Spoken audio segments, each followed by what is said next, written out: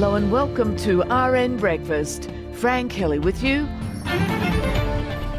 Well, let's cross back to the United States now, where voters have just a day to cast their ballots in the most contested presidential elections in decades.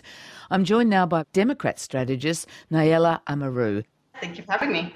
National polls have Joe Biden 8 to 10 points ahead pretty reliably and have had for a long time.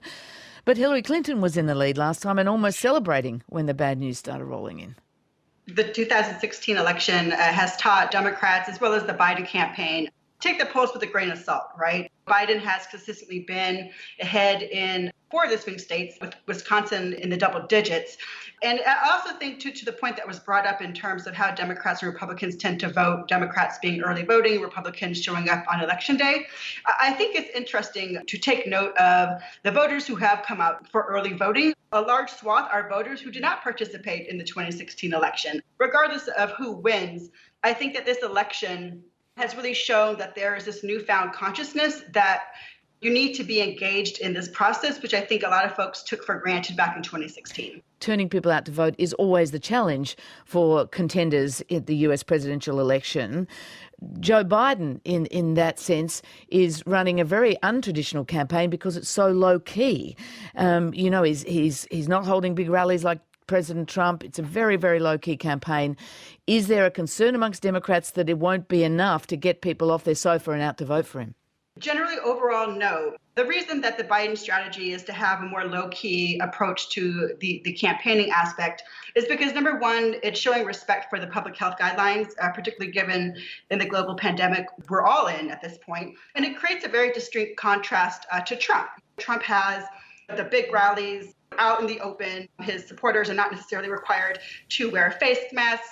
Whereas Biden has chosen to approach the in-person events, has been really tailor-made for more of a television package, small, socially distanced roundtable or a town hall, fewer than 25 people, a stop at a local business, or visits with first responders, really creating a very different contrast in the public campaigning. But I also think it's really important that people understand that just because Biden has not been gallivanting all across America does not mean that he has not been campaigning. There have been numerous, countless, virtual events and fundraisers and town halls virtually online as well. Okay, well, let's go to where they're campaigning now. Last time it came to 70,000 votes in a handful of states. Nayela, Joe Biden is not spending the last day in Florida, he's spending it in Pennsylvania. He's visited Pennsylvania at least 12 times since June.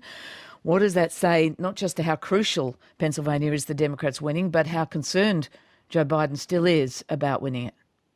Exactly that Pennsylvania is crucial. It's absolutely critical for Trump's path to victory, I would argue. It's incredibly important to Biden, but even if we should lose Pennsylvania, we still have other swing states that we're still polling and doing very well in. If Biden wins, it's a pretty good chance that so will go the rest of the country for Biden as well. If he wins in Pennsylvania? Yes. Okay. So where are you going to be looking as the votes come in? Where are you focused on? If he wins Pennsylvania, what else?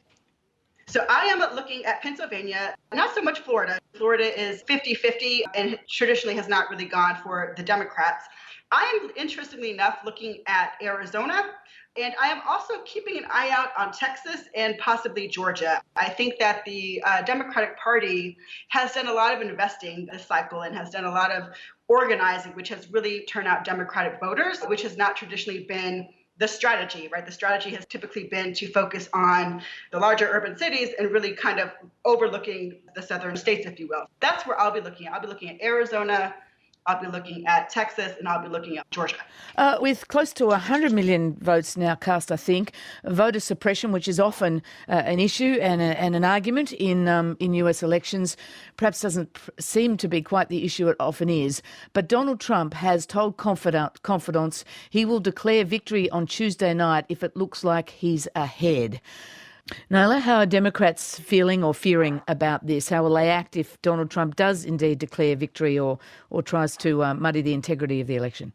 This is incredibly troubling and concerning, not just from a partisan perspective. American voters, the electorate, has to trust our institutions and our democratic processes. And I think that what Trump is doing when he says essentially that is he setting up essentially a PR blitz and potentially seeding doubts among the American electorate, specifically his supporters, that whatever the outcome of this election may be, if it favors him, then it was because he was the better candidate. But if it wasn't, if it goes for Biden, then it was because it was a rigged election. And to me, that is incredibly troubling. Again, not just from a Democratic perspective, but the American electorate has to trust the process. And we may be upset if our team doesn't win, but at least we have faith in this system. And I think that Trump, since he has become elected, has severely compromised the institutions and trust of the American electorate in our democratic processes. The tensions ahead of this election are building. I mean, there are